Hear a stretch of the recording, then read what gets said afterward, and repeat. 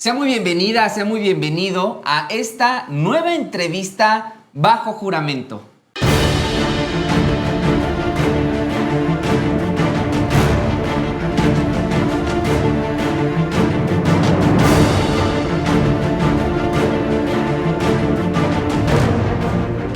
Bueno, usted sabe que en El Soberano estamos comprometidos con llevarle los mejores perfiles para que usted tome la mejor decisión en la elección judicial, elección que ya se acerca, y por ello hemos invitado a uno de los candidatos más interesantes en esta contienda. Él es el abogado Edgar Corzo Sosa, número 38 en la boleta morada, que aspira a ser candidato a Ministro de la Suprema Corte de Justicia de la Nación, Máximo, y gracias por el espacio. Bienvenido.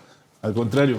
Cuénteme, ¿por qué quiere ser ministro de la Suprema Corte? Pensé que iba a decir, ¿por qué quiere ser 38? No, Ese no lo asignaron. Ya es 38. Ya soy 38. ¿Pero por qué quiere ser ministro? Bueno, porque yo creo que primero que nada hay que ayudar al país. Si uno es autocrítico y piensa cuál es la capacidad que tiene, la experiencia que tiene, uno puede llegar a pensar, quiero ayudar a mi país. Y yo quiero ayudar a mi país desde el más alto tribunal de México. Dice experiencia, perdóneme, dice experiencia, ¿qué experiencia tiene?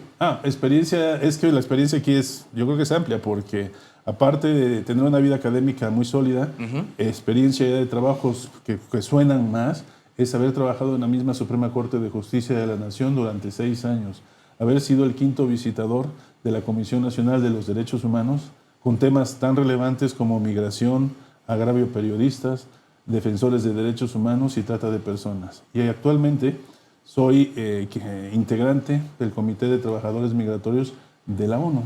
Ya estoy en mi 2º mandato, el gobierno me propuso, la Asamblea General de Naciones Unidas me aprobó y pues, estoy en un 2º mandato y aprendiendo todo.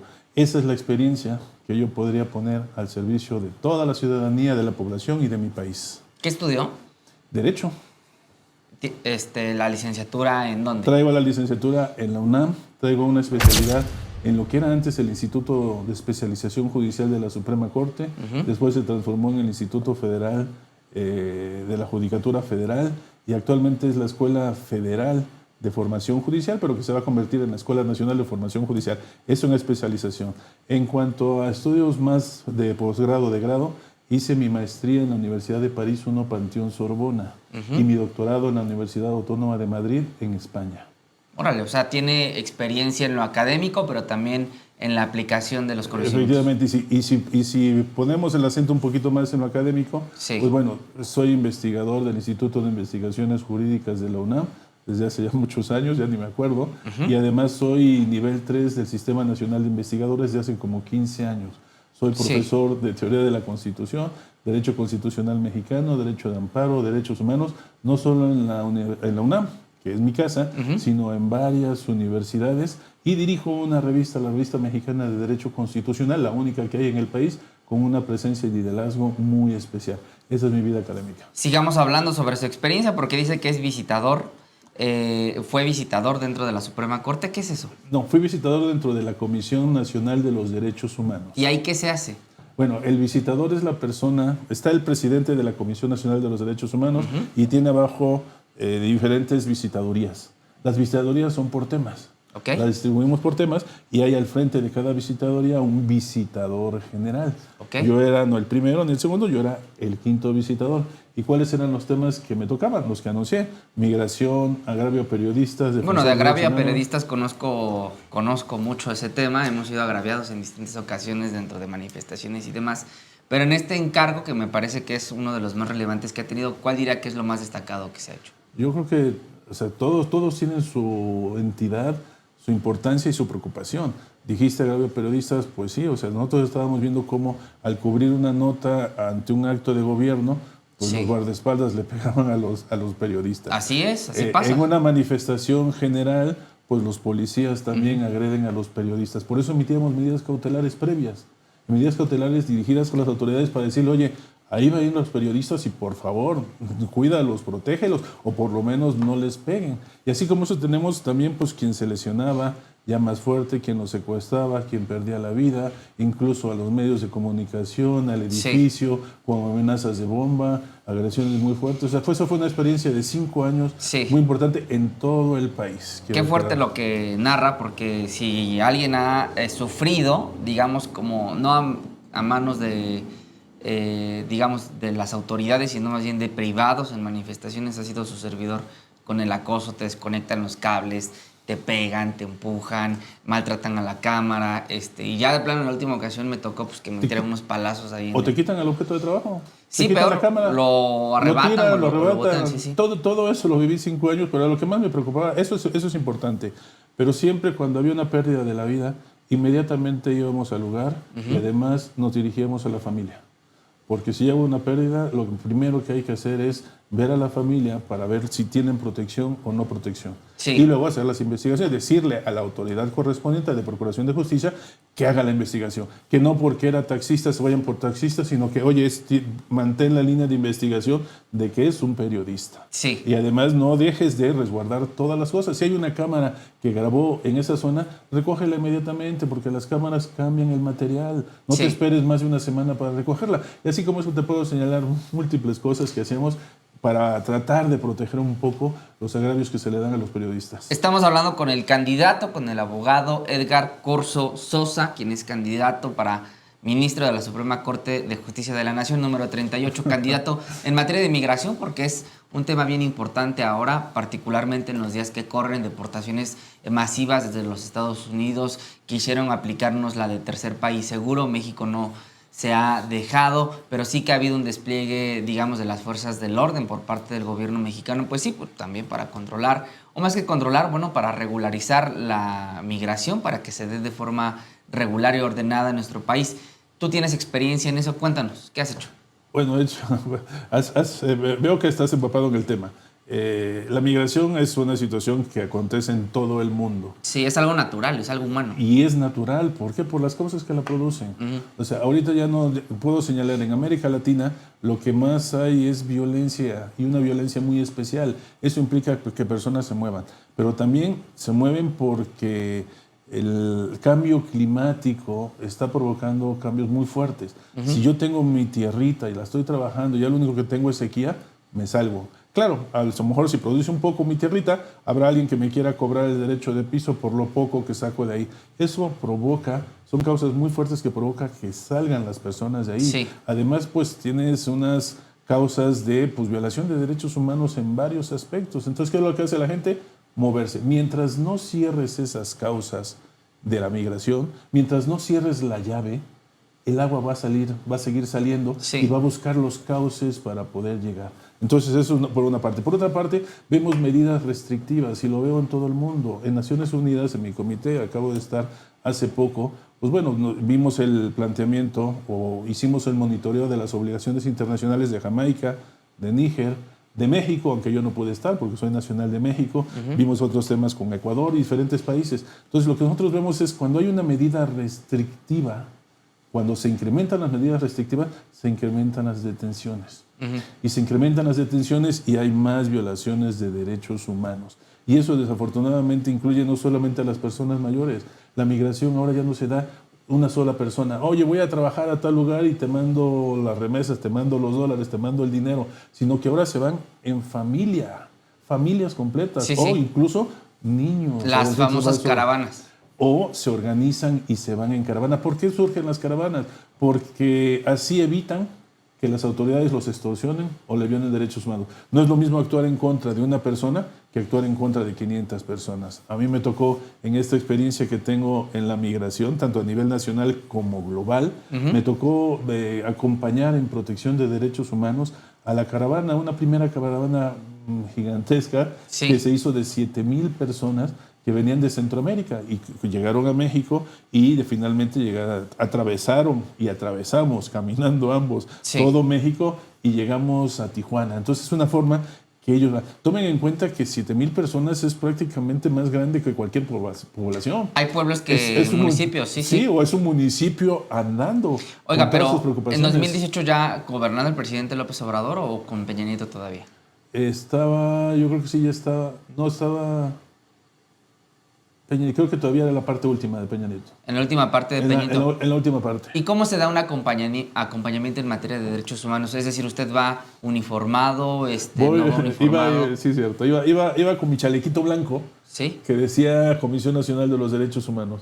Y eso es lo único que llevas como protección. Sí. Obviamente, pues es más el símbolo y la autoridad moral de la institución lo que puede parar a las autoridades. Ese chalequito no te servía para nada más que ¿Y dónde eso. dormía? Dormíamos, tratábamos de dormir en hoteles, cualquier hotel que nosotros encontrábamos, y muy cerca de la caravana. La caravana llegaba a un municipio, a la cabecera de un municipio, y utilizaban todo el centro de la ciudad. Y nosotros buscamos, si no un hotel, pues una casa que nos diera hospedaje para estar con ellos y ayudarles en la protección. ¿Qué significaba la protección? A ver, ahí puedes encontrar a niños, y niños que van caminando y que se pueden deshidratar. ¿Cómo le haces para que ese niño deshidratado no fallezca? Ahí encuentras a mujeres embarazadas. ¿Cómo le haces para que la mujer embarazada tenga sus cuidados y no ponga en riesgo al bebé que trae en el vientre? Ahí puedes encontrar a personas adultas mayores. Ahí puedes encontrar todo. Entonces tenías que ayudarles a que consiguieran, primero, asistencia humanitaria. ¿Por qué? Porque era muy difícil. Y segundo, pues a que se respetaran sus derechos a la integridad, a la vida y demás. Me tocó una anécdota, si me permites, muy fuerte, Sí, que sí. esto indica el nivel de protección que tenemos que dar, que es que cuando ya entró y se organizaron los 7,000, pues obviamente en determinado momento, a mitad de carretera, las autoridades mandaron al ejército y a la Policía Federal en ese entonces. Entonces hicieron una barricada y venían 7,000 personas desde este lado. 7,000 personas constituidas por todos los que te dije. Entonces dijeron, no van a pasar. Y las personas decían, sí, vamos a pasar. Entonces lo que hicimos nosotros fue ponernos al frente, creamos un espacio, así le llamé, un espacio de protección para dialogar con las autoridades y decirles, oigan, tienen que dejar pasar a la gente, se nos pueden deshidratar, se nos pueden morir, hay mujeres embarazadas, hay niños, hay personas adultas, hay personas en silla de ruedas, 1,000 cosas. Y acá, por supuesto, la autoridad no entendía. Terminé, curiosamente, algo que es inédito, terminé emitiendo medidas cautelares verbales. O sea, en ese momento, en el acto, estando las autoridades ahí y con algunos representantes de la caravana, emití medidas cautelares verbales diciéndoles a las autoridades, en este momento, con fundamento en la ley orgánica de la Comisión Nacional de Derechos Humanos, determino que para asegurar la vida y la seguridad de estas personas se tiene que hacer esto, esto, esto y esto. Afortunadamente habían 2 presidentes de comisiones estatales de derechos humanos, Oaxaca y Chiapas. Secundaron mis medidas cautelares verbales y ya, y con eso nos atrevimos. Fue un atrevimiento, pero no había de otra.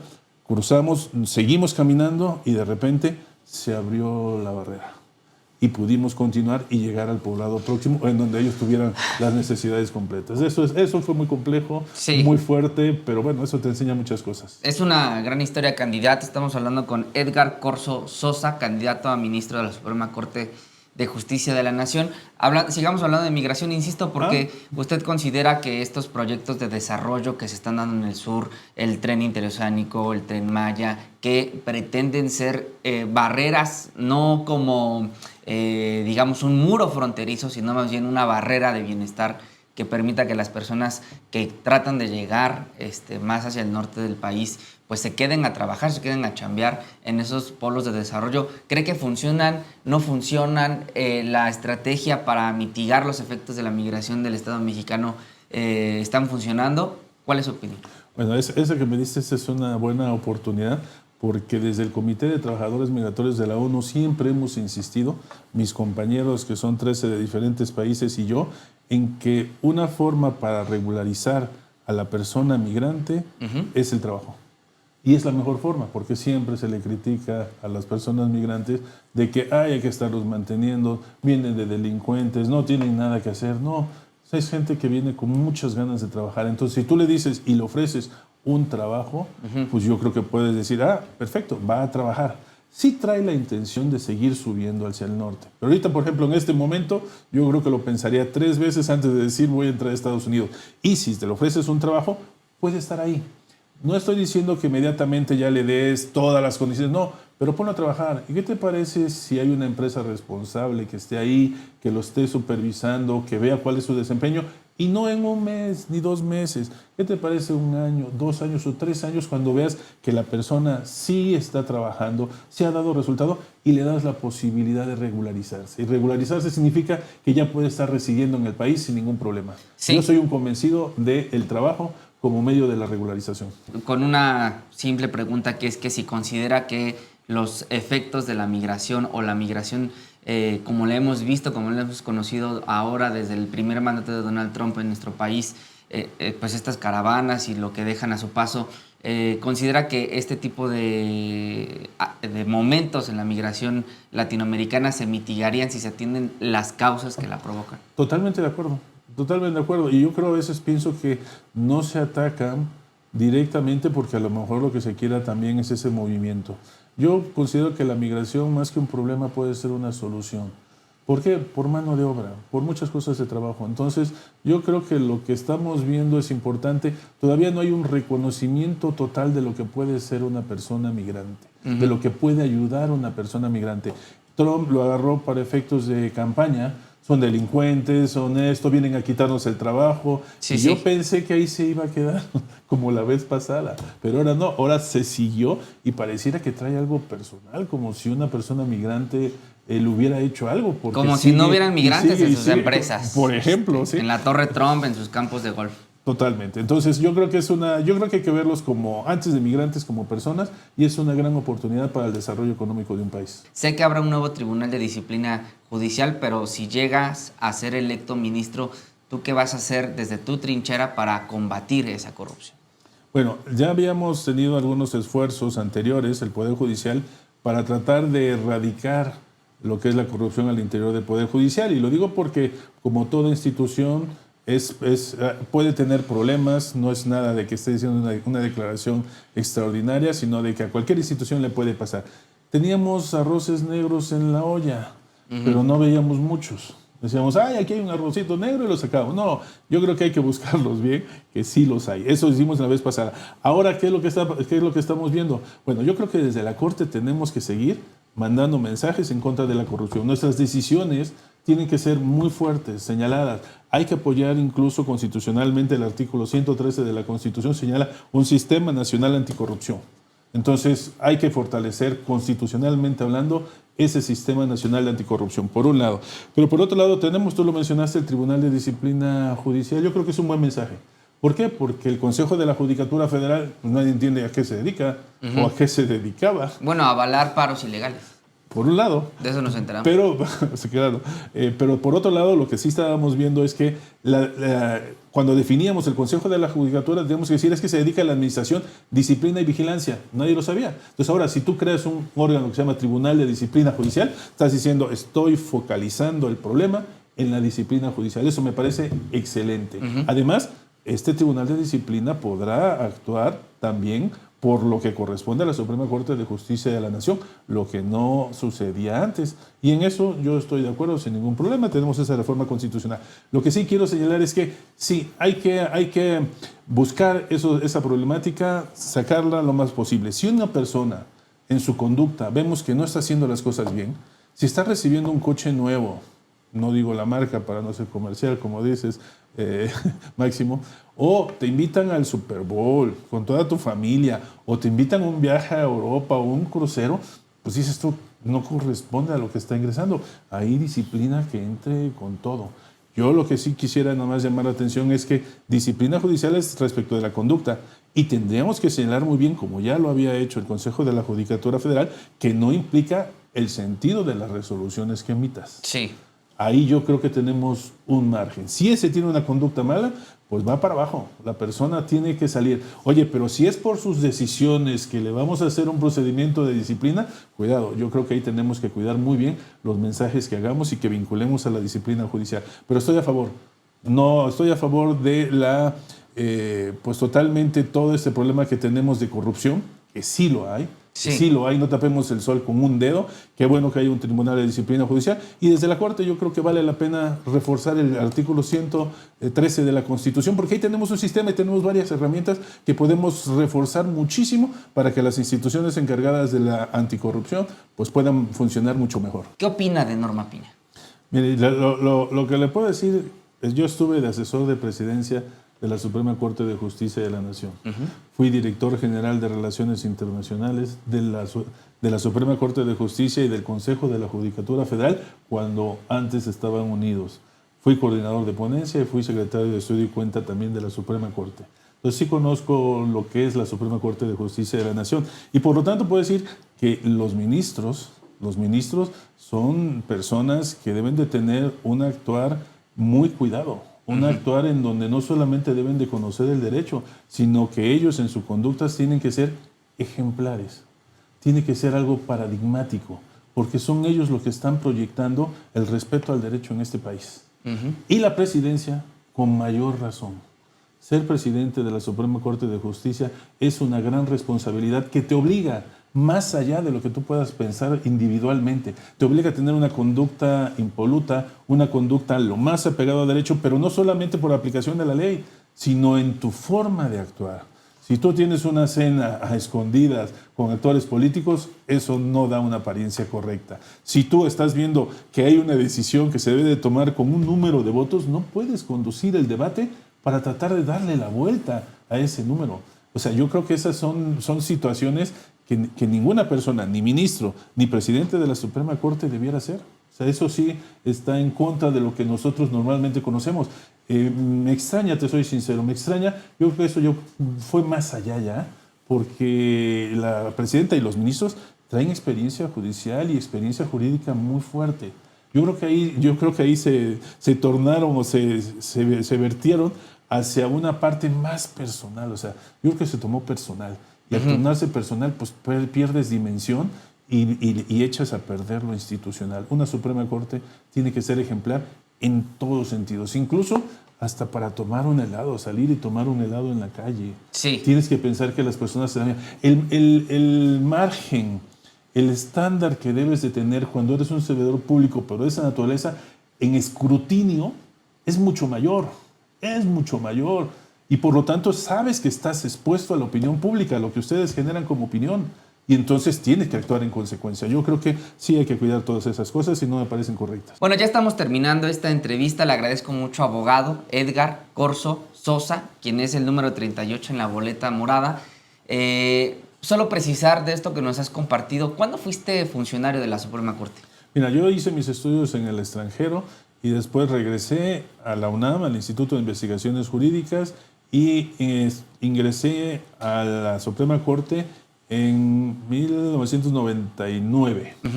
En el 99 fue durante el mandato de Genaro Góngora Pimentel. Entonces ahí estuve 4 años apoyando en la presidencia todo lo que te dije y después 2 años más me quedé en ponencia también con el mismo ministro. Bueno, ahí está la precisión para el público del Soberano. No vayan a decir que pues, estaba usted apoyando a Piña y que ahora ya no la quiere.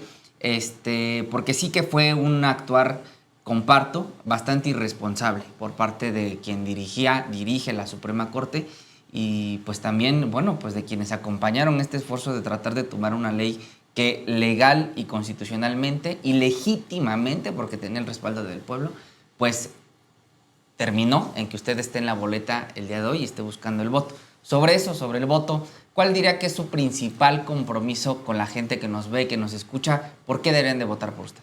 Bueno, yo creo que aquí sí hemos visto una impartición de justicia muy formal. Yo digo que hasta ahora la hemos visto muy de escritorio. Y el escritorio es frío. Incluso a veces el ministro en su ponencia está, digamos, como una ponencia oscura. ¿Por qué? No es que no haya luz, sino es que no se ve en realidad. Entonces yo creo que el principal compromiso, dado que tenemos una elección y es la ciudadanía la que está interviniendo y tenemos una relación muy especial ahora con la ciudadanía, pues es principalmente transformarnos. ¿En qué sentido? En el sentido de ver la cara de compromiso social. Nosotros los juzgadores debemos de tener una cara de compromiso social y eso es lo que tengo que hacer. Sí conozco el Poder Judicial, por supuesto, pero desde el lado formal sí teníamos casos importantes de impacto social, pero no se veía el rostro social. Ahora yo creo que sí debemos hacerlo. Estamos comprometidos a través de una elección a rendir cuentas. Y esa rendición de cuentas no es solamente la emisión de sentencias, esa rendición de cuentas es ir a donde están los problemas. conocer los problemas de viva voz. Donde haya un problema hay que estar. No quiere decir eso que la Suprema Corte se va a salir todos los días. Eso quiere decir que hay que acercarnos y verlo bien. Si tenemos un problema que tiene que ver con cuestiones de determinación de territorio y hay pleitos y hay diferencias, pues ir al lugar y ver qué es lo que sucede. Si hay desafortunadamente una masacre, pues hay que ir al lugar y ver qué es lo que pasa. La Corte ya lo hacía. Acuérdense que teníamos la facultad de investigación de violaciones graves de derechos humanos. No es algo que ya la Corte hacía en su tiempo y eso le daba bastante autoridad para ver y comprender y que las demás instituciones trabajaran correctamente. Entonces, sí, mi compromiso es esa sensibilidad y cercanía social, pero también mi compromiso es que sea una corte como soporte de este cambio. Debe estar bien integrada para que todo se vaya construyendo convenientemente. Y una cosa importante, hay algo que yo llamo el humanismo constitucional mexicano. ¿Eso qué significa? Que se ha reformado la Constitución últimamente de manera intensa y ahí está puesta muchas de las necesidades y del sentir de la población. Entonces, si tenemos una reforma constitucional que ve por el maíz orgánico y evita el transgénico, pues hay que fortalecerla. Si vemos una reforma constitucional que va por la perspectiva de género, pues hay que fortalecerla. Si vemos otra reforma que habla de la violencia que no debe ser hacia las mujeres, todo, hay que fortalecerlo. A eso le llamo yo el humanismo constitucional mexicano. Si ya tenemos el bienestar puesto en el texto constitucional, hay que darle el alcance. Nos corresponde a nosotros desde la Corte determinar el alcance correcto de esas reformas constitucionales frente a todos los actos, sean legislativos, sean ejecutivos o de cualquier otra autoridad que ande por ahí, y determinar el alcance correcto y proteger eso que estamos haciendo porque es lo que el pueblo decidió. Abogado, si alguien quiere votar por usted, ¿cómo le hace? ¿Dónde lo encuentra? ¿Qué se hace? Cuéntame. Bueno, acuérdense que tenemos las boletas. Primero invitarlos a que vayan a votar, que se interesen cada vez más por la elección judicial. Nosotros estamos haciendo nuestro esfuerzo, nos estamos tratando de dar a conocer, pero ustedes también tienen que dar lo suyo, y lo suyo es ir a votar. Y si van a votar, les van a dar varias boletas. En el caso nuestro de los que pretendemos estar en la Suprema Corte de Justicia, es la boleta morada. Y en mi caso es el número 38. Si votas por el número 38, te estoy pidiendo tu apoyo en este momento, sería algo extraordinario y yo tendré la posibilidad de poner toda mi experiencia que tengo en mi conocimiento al servicio de ustedes en general y de la población.